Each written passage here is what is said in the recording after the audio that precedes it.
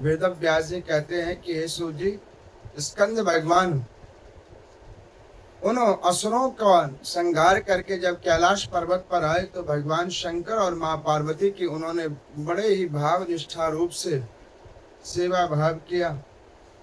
स्कंद भगवान ब्रह्म मुहूर्त में उठते, भगवान शंकर माँ पार्वती की पूजन करते और पूरे दिन भगवान शंकर के नाम संकीर्तन में अपने आप को लीन रखते, जिससे बड़े प्रसन्न चित्त होकर भगवान शंकर और माँ पार्वती को आनंद होता।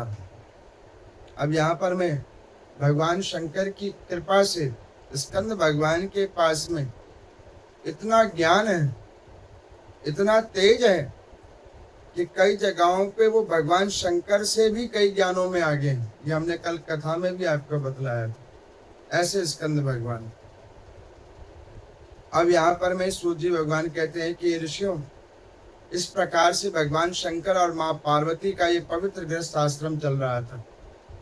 एक दिन देव योग से भगवती स्नान गृह के अंदर में स्नान करने के लिए गई, अध्याय संख्या 15 के अंदर में।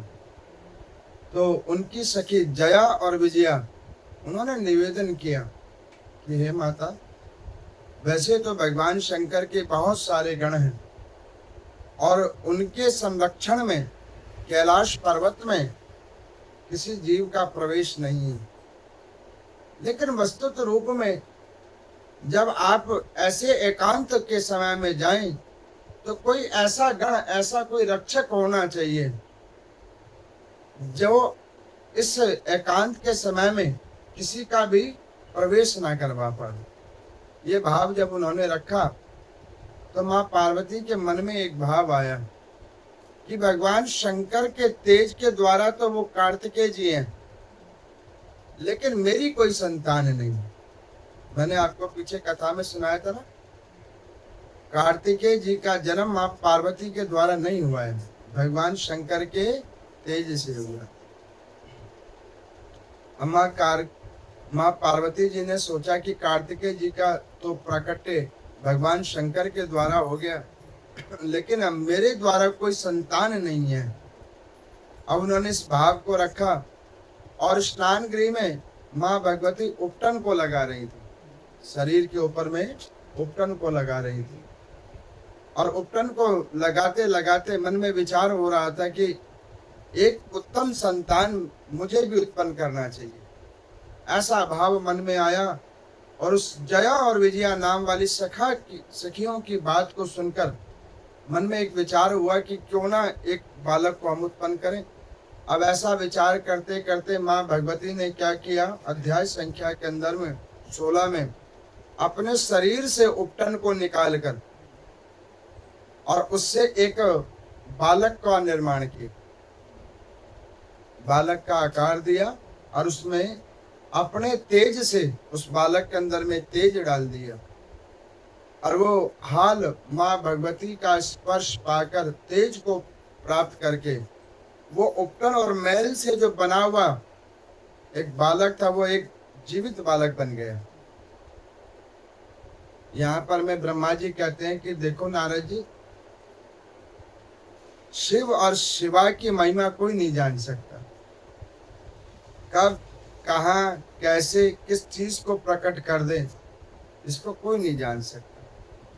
अब देखो, भगवान शंकर के तेज से तो कार्तिकेय जी का जन्म हो गया और भगवती के शरीर के मैल से और गणपति जी का प्रकट्य हो गया। अब यहाँ पर मैं जब उस बालक का प्रकट हुआ तो उसने प्रणाम किया भगवती को, पूछा माता आपने हमें प्रकट क्यों किया है, ये शरीर हमें क्यों प्रदान किया गया है। उन्होंने कहा कि पुत्र तुम मेरे पुत्र हो, इतना कहा और उन्होंने कहा कि एक काम करो, ये स्नान गृह है और एकांतवास है हमारा, तुम इस गृह के बाहर चले जाओ और वहां पर मैं किसी को अंदर नहीं आने देना। अब ऐसा कहकर वो मनमोहक बालक जो अभी शक्ति से उत्पन्न हुआ है वो एक काष्ठ को लेकर, एक लकड़ी को लेकर बाहर खड़ा हो गया। अब खड़ा हो गया और वहां पे पहरेदारी करने लगा। भगवती अति प्रसन्न होकर उन्होंने मन में भाव रखा कि चलो, एक भगवान शंकर के द्वारा बालक उत्पन्न हुआ है, एक हमारे द्वारा हो गया। अब पवित्र गृहस्थ आश्रम में 2 संतानें हो गई हैं। मैंने आपको पीछे कथा में बतलाया था ना, भगवान शंकर और माँ पार्वती को केवल एक ही संतान है, जिसका क्या नाम है? अशोक सुंदरी। अशोक सुंदरी एक पुत्री ही है। बाकी तो भगवान शंकर के तेज से कार्तिकेय जी हैं, भगवती के तेज से गणपति जी हैं। दोनों के समावेश से केवल एक पुत्री ही है। अब यहाँ पर मैं भगवान शंकर की कृपा से, वेद व्यास जी कहते हैं कि देखो राजन, इस प्रकार से गणपति जी को कहा कि जाइए बाहर में आप पहरेदारी कीजिए। अब वो वहां पर में छोटे से बालक है, उनको पता नहीं, उन्हें ये पता है कि इस स्नान गृह में जो देवी है वो मेरी माँ है, लेकिन पिता कौन है ये नहीं पता। अच्छा, उस क्षेत्र के बारे में नहीं पता, ये क्षेत्र कौन सा है, इसके देवता कौन है, ये सब कोई विषय नहीं पता। अब इतने में वो बाहर में पहरेदारी कर रहे हैं, काष्ठ को लेकर, लकड़ी को लेकर। भगवान शंकर अपने समय के अनुसार भोग की इच्छा से कि भाई समय हो गया भोजन करने का, तो वो उस परम आनंद की स्थिति में वो आने लगे उस स्नान गृह के आसपास, और इस भाव से आने लगे कि जाएं और जो पकवान भोग आदि बना होगा देवी के द्वारा उसको ग्रहण किया जाए। अब उस भाव से भगवान भूत भावन शंकर प्रवेश करने लगे उस महल के अंदर में। तो उन्होंने एक सुंदर बालक को देखा जिसके हाथ में काष्ठ था। भगवान शंकर बड़े प्रिय उस बच्चे को देखकर प्रसन्न हुए। फिर भगवान शंकर ने सोचा ये इस जगह पे ये बच्चा आया कहाँ से, क्योंकि एक बच्चा कार्तिकेय है जो वहीं है और ये दूसरा बच्चा कहाँ से आया। लेकिन भगवान शंकर ने उतना ध्यान नहीं दिया, आगे प्रवेश करने लगे।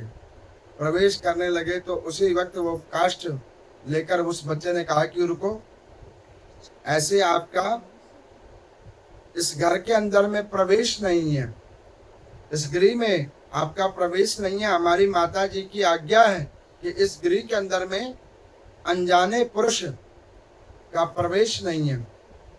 तो उन्होंने कहा कि तुम्हारी माँ कौन है? तो उन्होंने कहा कि जो इस गर्भगृह के अंदर में, गृह स्नान के अंदर में जो स्नान देवी कर रही हैं वही हमारी माता है। अब इस प्रकार से भगवान शंकर ने सुना और अति प्रश्न में उन्होंने कहा कि सुनो, जो अंदर में स्नान कर रही है जो देवी, मैं उसका पति हूं और उस नाते से मैं तुम्हारा पिता हूं, तो मेरे को जाने दो। अब इस प्रकार से जब भगवान शंकर ने कहा तो वो बच्चे ने कहा कि देखो, मेरे को जितना पता है उस अनुसार मेरी केवल एक माता है। अब ब्रह्मा जी कहने लगे कि इस प्रकार शिव जी के गण नंदी जी वो आए, उन्होंने कहा कि बालक, तुम्हारे मुखमंडल का जो तेज है उससे प्रतीत होता है कि आप भगवती आदिशक्ति जगदम्बा की संतान हो और ये महादेव हैं, उनके पति हैं, और इनको तुम कोई वार्ता ना करो, इन्हें जाने दो अंदर, कोई बात नहीं। अब नंदी जी ने 2-3 बार कहा, बालक अपने हट पर खड़े थे। भगवान शंकर ने कहा कि देखो नंदी, बच्चा है, प्रेम से इसको समझाओ, और इसको जो बताया गया ये अपना काम कर रहा है, ठीक कर रहा है, इसको कोई बात नहीं। अब वो बात होते होते होते होते जिद से बहस और बहस से लड़ाई में शुरू हो गई। नंदी जी पराजित हो गए। अब नंदी जी पराजित हुए, उसके बाद में और गण आए। अध्याय संख्या 18 के अंदर में सूत जी भगवान कहते हैं कि हे सौनक आदि ऋषियों, ध्यान से सुनो, वो शक्ति पुत्र के तेज के आगे भगवान शंकर का कोई गण भी स्थिर नहीं हो पाया, सब उससे पराजित हो गए। क्योंकि कल की कथा में भी हमने बोला था, शक्ति विहीन जीव कुछ नहीं कर सकता। चाहे ज्ञानी कितना भी हो, वैभवशाली कितना भी हो, अगर उसके अंदर में शक्ति नहीं है तो वो कुछ नहीं कर सकता। और तो और अगर वो एक बार को अज्ञानी है, एक बार को धन के विहीन भी है और उसके शरीर में शक्ति है तो वो कुछ भी कर सकता है। लेकिन जहाँ शक्ति ही नहीं वहाँ पे कुछ भी नहीं।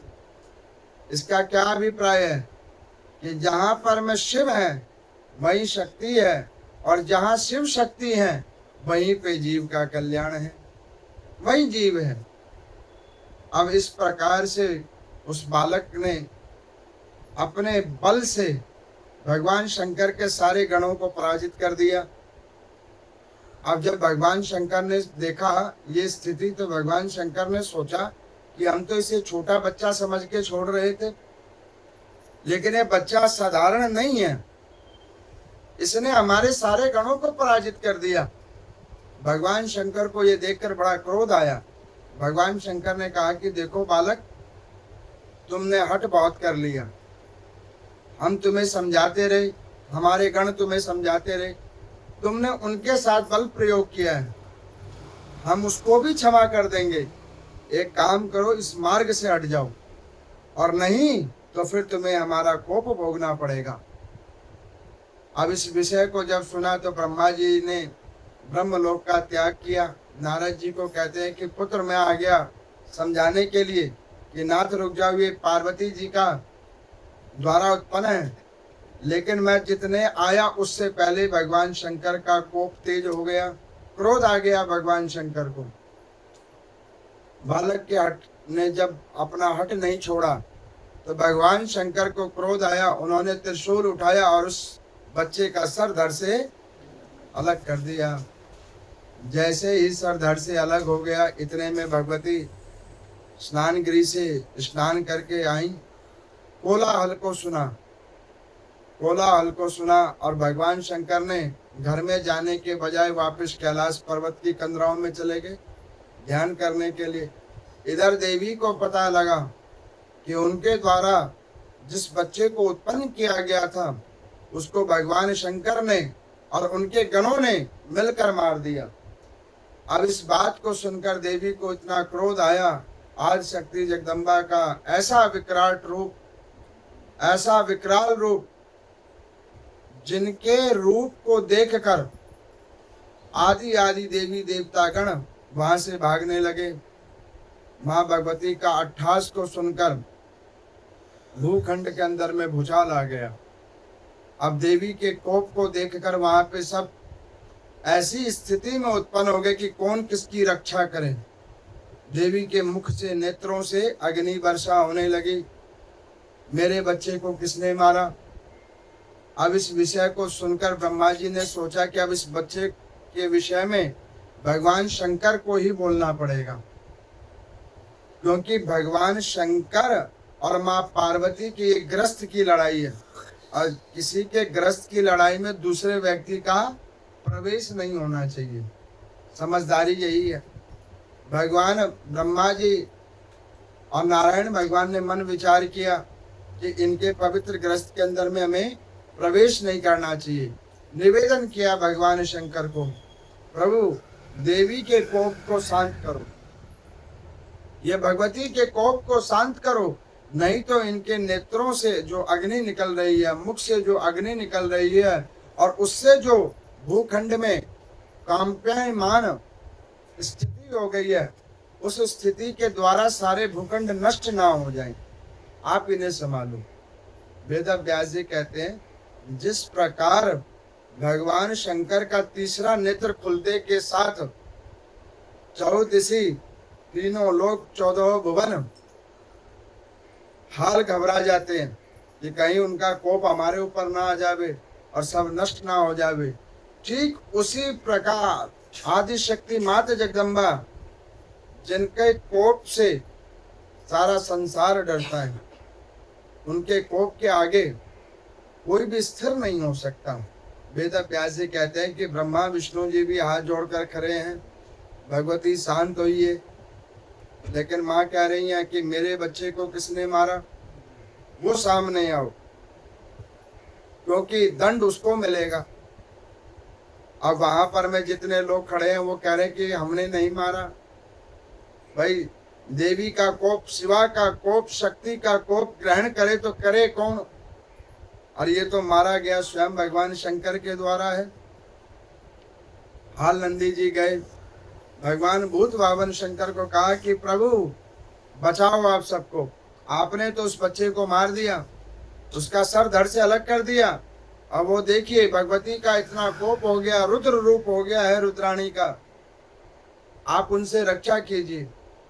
भगवान शंकर पर्वत से आगे आए, देखा देवी का रूप, जाकर भगवान शंकर ने अपना सर नीचे कर लिया, भगवती को देखकर सर नीचे कर लिया। जैसे ही भगवान शंकर का सर नीचे देखा, भगवती का कोप शांत हो गया। देखो, गृहस्थ आश्रम की ये मर्यादाएं हैं। पहली मर्यादा, पति पत्नी में किसी को भी क्रोध आ जाए तो दूसरे व्यक्ति को मौन हो जाना चाहिए।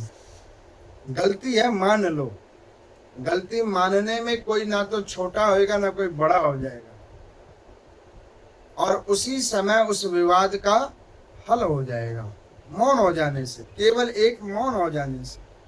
मैं कई बार कहता नहीं हूं कि भैया जब ऐसी विषम स्थिति आपके जीवन में हो जावे, जहाँ पे आपको समझ नहीं आवे कि सही क्या है और गलत क्या है, तो उस समय में क्या करो, मौन होकर शिव भजन करो, मौन होकर पंचाक्षरी मंत्र का जाप करो, ओम नमः शिवाय, इसका जाप करो, जिसके करने से तुम्हारे को आगे का मार्ग नजर आ जाएगा।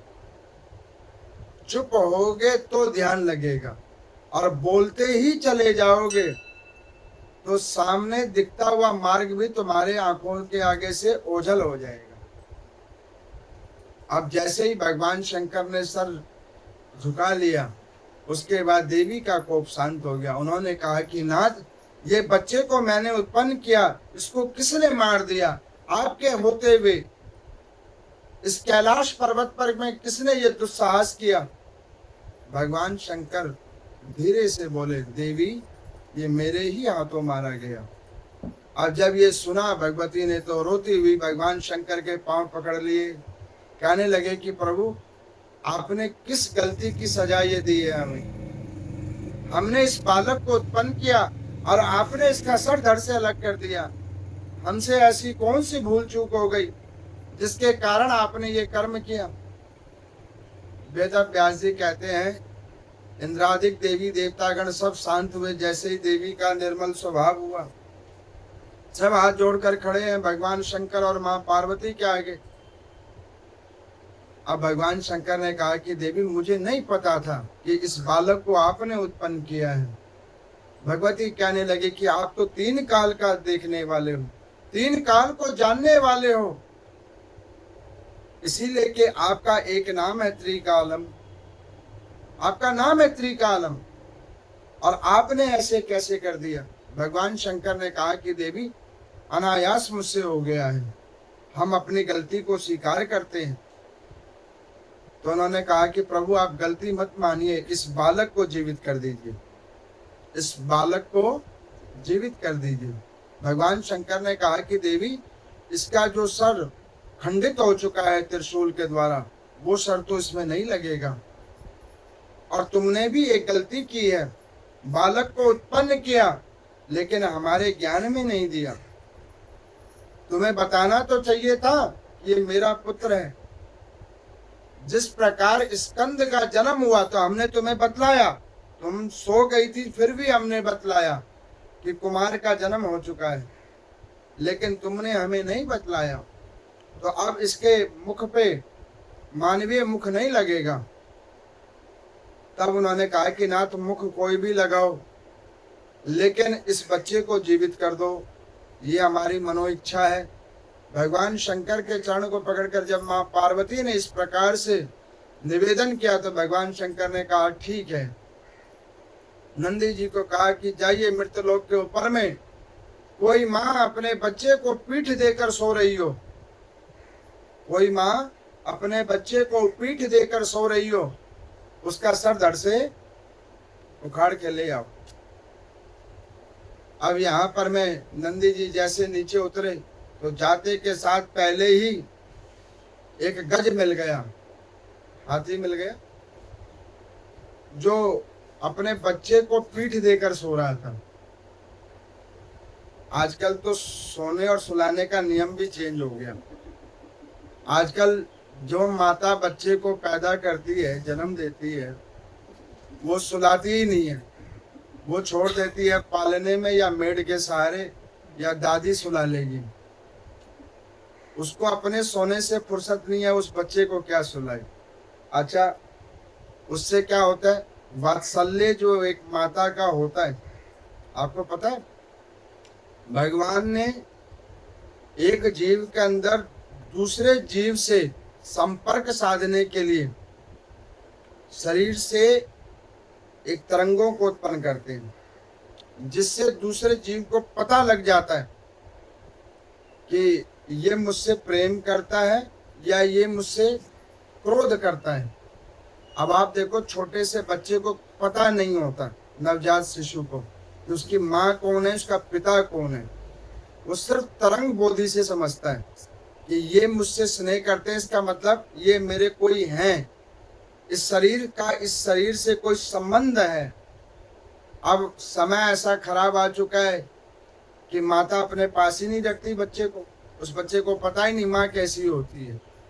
और आजकल जो वर्किंग माता पिता हैं, वो पैसा तो कमा के दे सकते हैं, बड़े स्कूलों में पढ़वा सकते हैं, लेकिन बच्चे में कुछ संस्कार और स्नेह नहीं डाल सकते, क्योंकि स्नेह की जगह पैसों ने ले लिया।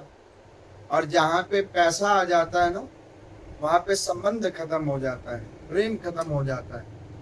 पैसे से आप सांसारिक वस्तुएं खरीद सकते हो, लेकिन पैसे से प्रेम नहीं खरीदा जाता, पैसे से संबंध नहीं खरीदा जाता। और अगर मान के चलो कोई कुछ समय के लिए पैसे से खरीद भी ले कुछ चीजों को, कोई व्यक्ति को अपना पिता बना ले, माता बना ले, भाई बहन, पति पत्नी बना ले, तो कुछ ही घंटों के लिए, कुछ समय के लिए, कुछ दिनों के लिए ही रहता है, क्योंकि वास्तविक प्रेम, वास्तविक संबंध वो धन के आगे निराशक्त हो जाता है। अब इस प्रकार से भगवान शंकर की आज्ञा पाकर नंदी जी गए, उस गज बच्चे को सर को उखाड़ दिया। अब उस गज के मुख बच्चे के देखो एक दंत है, उनका क्या है, एक दंत। भगवान गणपति जी का नाम है एक दंताय, उनका एक नाम है एक दंताय। अब उस एक दांत वाले गज के सर को वो लेके आ गए और जाकर भगवान शंकर के हाथ में दे दिया। और भगवान शंकर ने उस निढाल पड़े हुए शरीर के ऊपर में उस बच्चे को महामृत्युंजय से सिद्ध कर कर उस बच्चे के अंदर में चेतना डाल दी। और सब लोगों ने भगवान शंकर की जय जयकार की कि भगवान की इतनी कृपा उस जीव के ऊपर में हुई है, निर्जीवित जीव को भी भगवान शंकर ने जीवित कर दिया। यही भगवान शंकर की महिमा है। बोले शंकर भगवान की जय। अगर वो चाहे तो कुछ भी वो कर सकते हैं। ओम त्र्यंबकम यजामहे सुगंधिम पुष्टिवर्धनम उर्वारुकमेव बंधनात् मृत्युर्मोक्षे मामृतात्। ऐसे पावन महामृत्युंजय जाप के द्वारा भगवान शंकर ने वो पार्वती जी के पुत्र को, जो उनके द्वारा मारा गया था, उसको पुनः जीवित कर दिया भगवान शंकर ने। अब जैसे ही भगवान शंकर ने उन्हें जीवित किया तो उनका नाम रखा गया गणपति। बोले गणपति भगवान की जय। ब्रह्मा जी ने नाम रखा गजानंद। बोलिए गजानंद भगवान की जय। अब गणपति गजानन नाम हो गया। नारायण भगवान ने सोचा हम ही क्यों पीछे रहे, उन्होंने नाम रख दिया गणेश। बोले गणेश भगवान की जय। माँ पार्वती ने कहा कि प्रभु इस बच्चे का जन्म तो हो गया, लेकिन आपने ये कैसा बच्चा बना दिया। शरीर तो मानवों वाला है, मुख गजे वाला हो गया। अब मैं इस बच्चे का क्या करूं। ब्रह्मा जी ने कहा कि भगवान शंकर की बनाई हुई सृष्टि के अंदर में कोई भी चीज अधूरा नहीं है। तुम्हारी बुद्धि कम है, तुम्हें समझ नहीं आती है, लेकिन उनके द्वारा बनाया हुआ हर जीव, हर तत्व वो पूर्ण है, क्योंकि पूर्णानंद भगवान की जो रचना है वो परम पूर्ण है, उसमें कोई कमी नहीं है। भगवान शंकर ने कहा कि देवी घबराओ नहीं, अब कथा को सुनो। उन्होंने कहा कि कहिए। उन्होंने कहा कि जितने भी देवी देवता गण हैं उन सब में ये अग्रिम होंगे। सबसे छोटे हैं लेकिन सबसे अग्रिम होंगे। हम सबकी पूजा बाद में होगी, पहले इनकी पूजा होगी। बगैर इनकी पूजा के कोई पूजा सिद्ध नहीं होगी। ज्ञान विवेक के ये दाता होंगे, इनके जैसा ज्ञानी कोई नहीं होगा, इनके जैसा विवेकशील जीव कोई नहीं होगा। जिसको करने में हम सब अपने ज्ञान विवेक से असमर्थ हो जाएंगे, वो गणपति जी एक बार में कर देंगे। वेदों के शास्त्रों के उपन्यास करने वाले गणपति होंगे। शुभ अशुभ दोनों कार्यों में इनकी ही पहले पूजा होगी। आप देखो, किसी का स्वर्गवास हो जाता है, पिंडदान कर्म करवाने के लिए जीव जाता है, वहां भी पहले गणपति जी की पूजा होती है। अब यहाँ पर सूर्य जी कहते हैं गणपति जी की पूजा का विधि सुनिए। बड़ा संक्षिप्त है लेकिन हम आपको बतलाते हैं। गणेश जी की पूजा कैसे होती है उसको ध्यान से सुनिए। कोई सुपारी पे करता है, कोई चिन्ह में स्वास्तिक बनाकर करता है, कोई मिट्टी की बनाकर करता है, कोई धातु की बनाकर करता है, कोई काष्ठ की, कोई पत्थर की, जिसकी जो सामर्थ्य है उस अनुसार। और कुछ नहीं तो ओम गण गणपते नमः, जो इसका भी ध्यान कर लेता है तो उसके अंदर भी गणपति जी का कृपा और वास हो जाता है। अब इस प्रकार से गणपति पूजन का विधान है। गणपति पूजन कैसे होती है उसको ध्यान कीजिए। मैं देखता हूँ आजकल हमारे समाज में देखा देख ट्रेंड चल गया है। उसने ये किया है तो मैं भी करूँगी, चाहे उसका अभिप्राय पता हो या ना पता हो। अच्छा, कुछ तो टीवी को ही देख के फॉलो करते रहते हैं। टीवी पे यूट्यूब पे ये आ रहा है, उसको उसका सार को नहीं जानना चाहते, पीछे में क्या इसका महात्मा उसको कोई नहीं जानना चाहता, बस कॉपी करके करना है। अच्छा, दुखी सारे हैं और सबको चाहिए इंस्टेंट रिजल्ट। एक व्यक्ति एक डॉक्टर के पास में गया, कहने लगा महाराज आपके पास कोई ऐसी दवाई है जिस दवाई को खाने के बाद आपके पास दोबारा ना आना पड़े। तो डॉक्टर ने कहा कि भैया अगर ऐसी दवाई हम बना देंगे तो हम लोगों की जीविका कैसे चलेगी, फिर हम ये ऑफिस में क्या करेंगे बैठ के।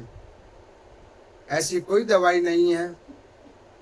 और वही मैं आपको कहना चाह रहा हूँ, इस संसार में जन्म लिया है, कोई ऐसी दवाई नहीं है जिसको खा लेने के बाद तुम्हारे सारे दुख दर्द खत्म हो जाए। हाँ, एक भगवान का पवित्र नाम है जिसको जाप करने से तुम्हारे दुख दर्द तो नहीं हटेंगे, लेकिन उसको झेलने का बल मिल जाएगा, सामर्थ्य तुम्हारा बन जाएगा। एक बार मेरे को किसी ने पूछा, पंडित जी ये जो आप लोग रुद्राभिषेक कराते हो, पूजा पाठ कराते हो, और भी लोग करते हैं, कोई कुछ बांटता है, कोई कुछ करता है, व्रत व्रत रखता है, इससे कुछ होता भी है कि नहीं होता है? मैं क्या होगा इससे, बताओ, तुम ही बताओ। अरे नहीं, कहते हैं उसमें ये लिखा होता है, इससे ये मिलेगा, उससे वो मिलेगा। मैं तुम्हारी इच्छा किसमें, मिलने में या करने में? कहने लगे कि पहले मिलने में तो फिर करने में। मैं कहा फिर तुम्हें कुछ नहीं मिलेगा, फिर तुम्हें कुछ नहीं मिलेगा। अगर इस जिज्ञासा से तुम अगर ये सोचते हो कि मैं रोज भगवान शंकर के ऊपर 1 लोटा जल चढ़ा रहा हूँ, अभी ये शिव महापुराण की कथा सुन रहा हूँ या पढ़ रहा हूँ, और मुझे भगवान शंकर घर जाते जाते एक BMW कार दे दे, तो ये पॉसिबिलिटीज नहीं है। और जो ये कामना करता है मेरी दृष्टि में मूर्ख है। मैं तो ये मानता हूँ कि 1 लोटा जल भगवान शंकर को चढ़ाया, कथा सुनी, भगवान शंकर की पूजा की, व्रत आयम नियमों को माना, तो आज भगवान की कृपा हुई, मेरा दिन उनकी कृपा से अच्छा हो गया, मेरा पूरा दिन उनके श्री चरणों में लगा हुआ हो गया। भाग्य से जो मिला उसका भोग तो हो गया, यही भगवान की अति कृपा है। जो मिला है वही भोग लो, वही बहुत बड़ी कृपा है। नहीं तो मैंने ऐसे भी जीव देखे हैं, घर में सब कुछ है लेकिन भोगने की स्थिति नहीं है। बड़ा मकान है, रहने वाला एक व्यक्ति है, अकाउंटों में खूब पैसा है, भोगने वाला कोई नहीं है। आप बताओ उस पैसे का क्या करोगे, ऐसे गृह का क्या करोगे। मैं कहता हूँ कि हे प्रभु, हे दीन बंधु, हे दीनानाथ, इतनी कृपा आप करना, जो भी हमारे कर्मा अनुसार, हमारे प्रारब्धों अनुसार हमें मिला है, उसको हम भोगने के सामर्थ्य हमारे पास हो आपकी कृपा से। बस यही चाहिए, और किसी चीज की कोई कामना नहीं, क्योंकि एक कामना दूसरे विष को प्रदान करती है।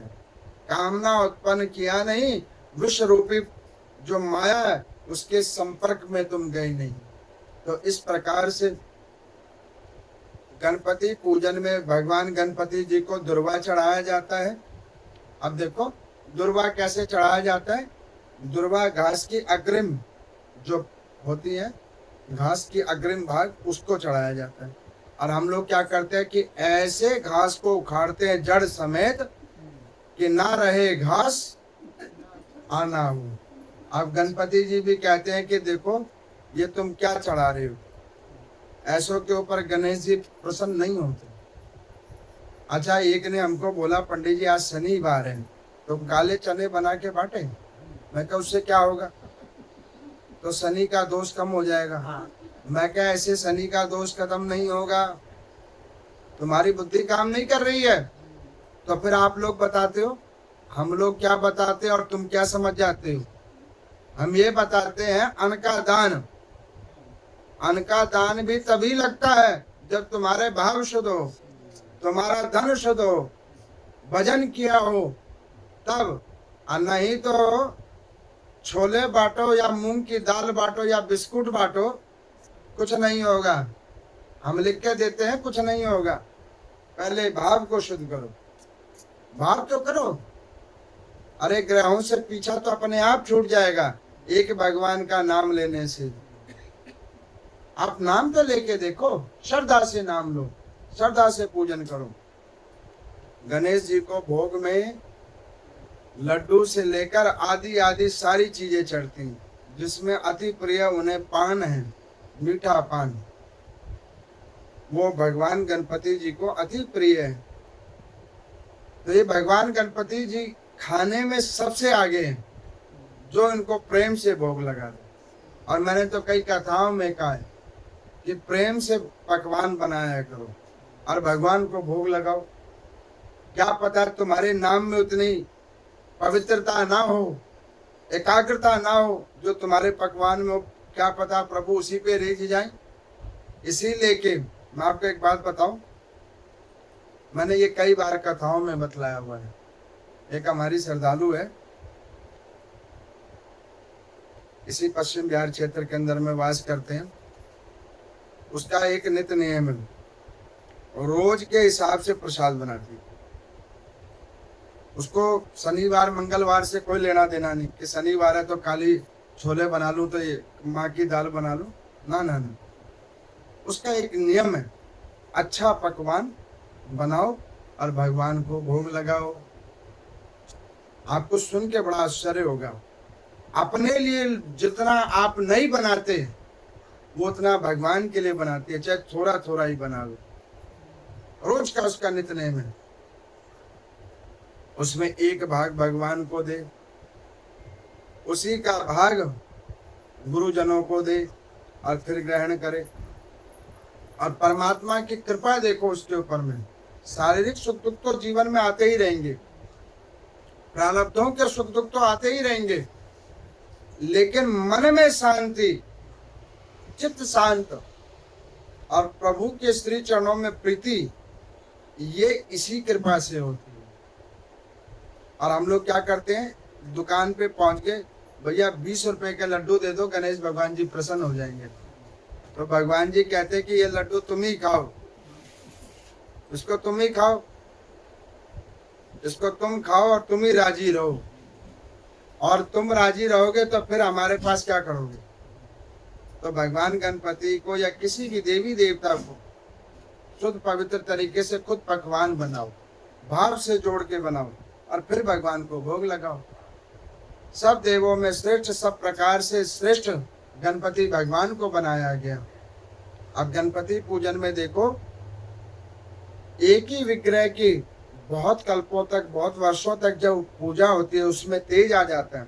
और हम लोग क्या करते हैं, अभी गणपति पूजा होगी, महाराष्ट्र का कॉपी किया, घर घर घर घर घर घर गणपति रख रहे हैं। जो घर में पहले गणपति है उनकी कोई पूछ नहीं, जो स्थापित हुए हैं उनका ये हो रहा है वो हो रहा है।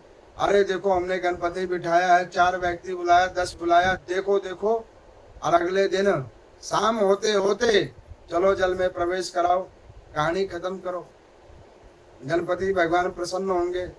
इतने में गणपति भगवान को पता ही नहीं लगा कि तू किधर मुझे लेके आया और किधर लेके जा रहा है। ऐसे का क्या लाभ? आप अपनी श्रद्धा जोड़ो। मैं इस विषय पे नहीं कहता कि भाई जो रख रहे हैं वो गलत कर रहे हैं ना, मेरा ये कहने का तात्पर्य नहीं है।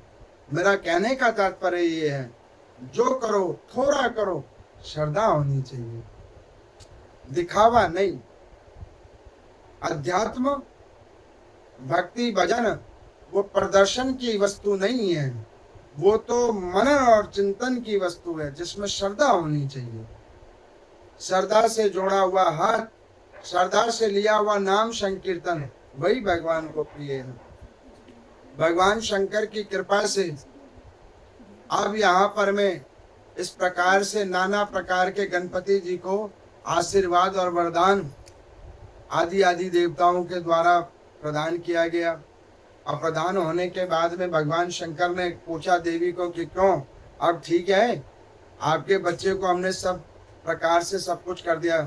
देवी बोली कि सब ठीक है, इतना सब ठीक है। अब इतनी कथा हो जाने के बाद अध्याय संख्या 22 के अंदर में सूत जी भगवान कहते हैं कि ये शौनक आदि ऋषियों ध्यान से सुनो। एक दिन भगवान शंकर और माँ पार्वती एकांत में बैठे हुए थे। मन में भाव आया, कहने लगे कि प्रभु हमारे जो दोनों कुमार हैं वो धीरे धीरे बड़े हुए जा रहे हैं, क्यों ना इनका विवाह करवा दिया जाए। तो माँ पार्वती ने कहा कि ये ठीक है, लेकिन आपने अग्रिम देवता तो मेरे बेटे को बनाया है। भगवान शंकर ने कहा कि देखो ये बात सही है, अग्रिम देवता तुम्हारे बेटे को बनाया है, लेकिन तुम्हारा बेटा छोटा है और मेरा बेटा बड़ा है। कार्तिकेय जी बड़े हैं आयु में, उनका प्रकट्य पहले हुआ है और गणपति जी को बाद में मिला है जन्म। माँ पार्वती ने कहा कि फिर आपका वो वचन मिथ्या है, अभी आपने दिया है थोड़ी देर पहले ही, सब देवताओं में अग्रिम, ऐसे अग्रिम बनेगा। भगवान शंकर ने कहा कि देवी देखो आपस में लड़ने से कोई फायदा नहीं, एक काम करो दोनों को बुलवा लो, जो पहले कह दे उसी की शादी करवा दो। माँ पार्वती ने कहा ठीक है। भगवान स्कंद को बुलाया गया, गणपति जी को बुलवाया गया। बोला कि देखो बच्चों, हम दोनों, आप दोनों का विवाह करवाने के विचार से आपको बुलवाया गया है। अब आप बताओ कि आप दोनों में से पहले विवाह कौन करेगा? अब कार्तिकेय जी ने मन में सोचा कि जिस जीव ने ज्ञान को सानिध्य कर लिया है उसको विवाह करके क्या मिलना है। और मैंने तो ये जीवन ही परोपकार के लिए ग्रहण किया है और सिर्फ भजन ही मेरा एक भाव है। अब उन्होंने ये सोच लिया कि माता जी मेरा तो विवाह करने में कोई मन नहीं है, आप एक काम करो, मेरे छोटे अनुज का विवाह पहले करवा दो।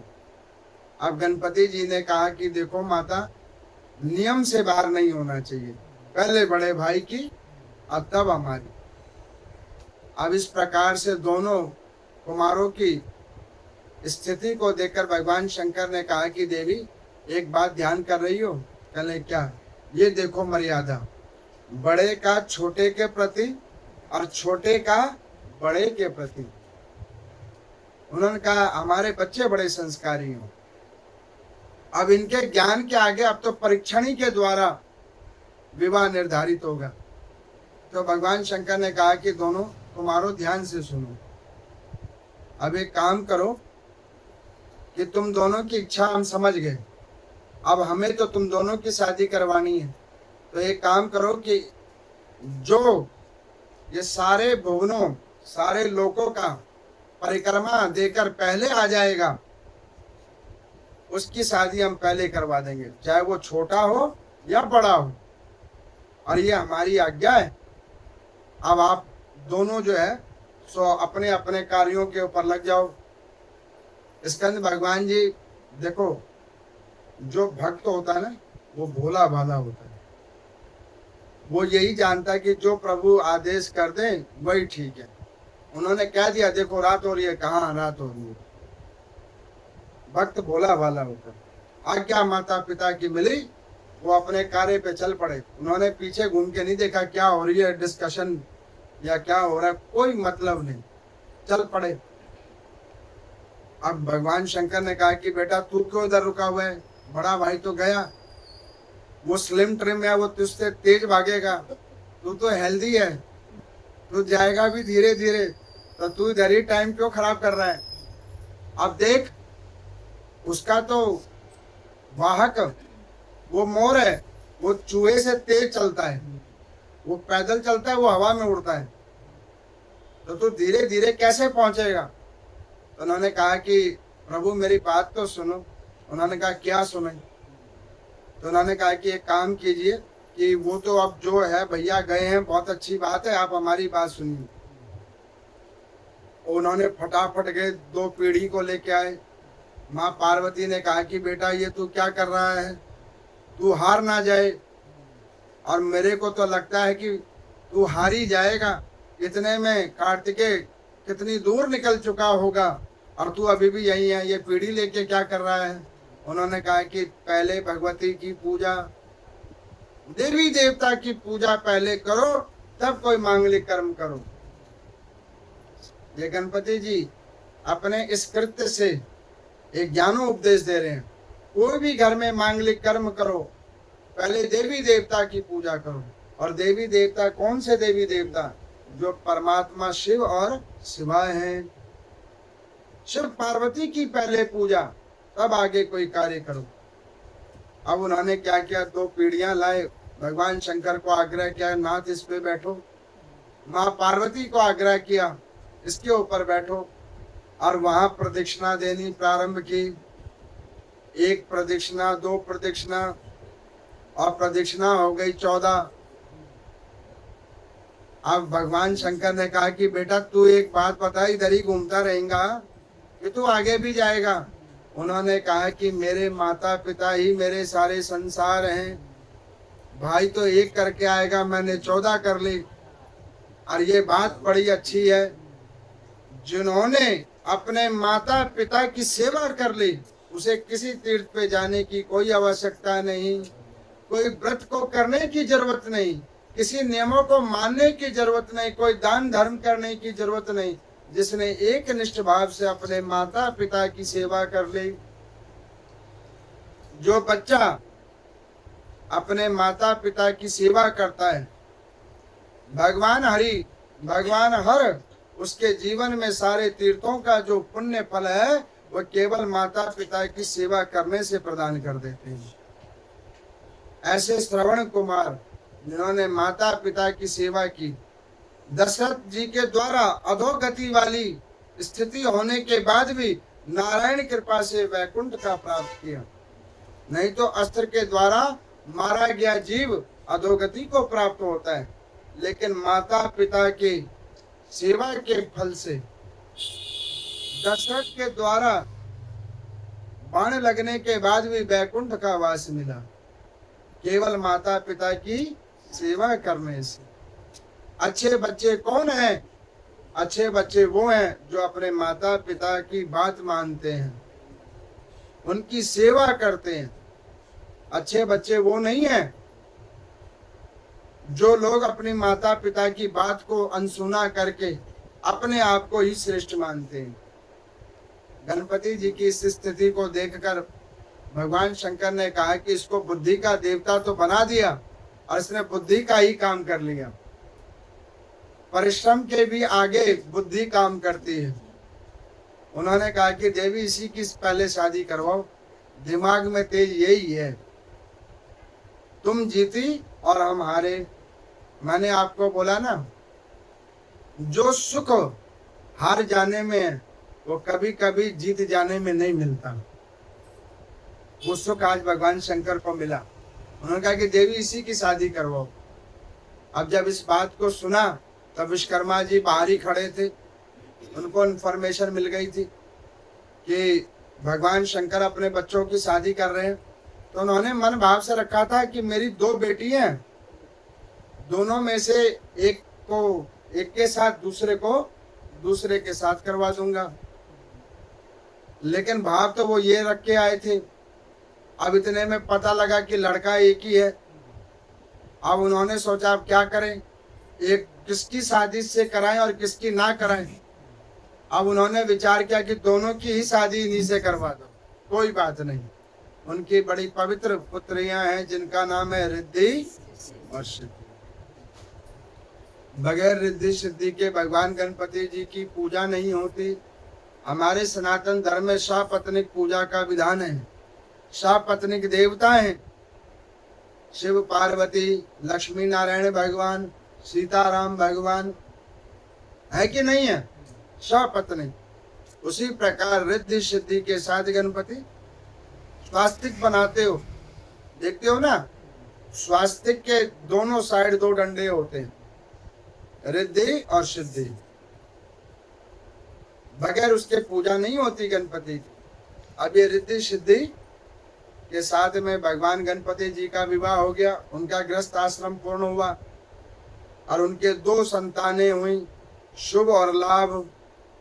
भगवान गणपति जी की 2 संतान भी हैं, शुभ और लाभ।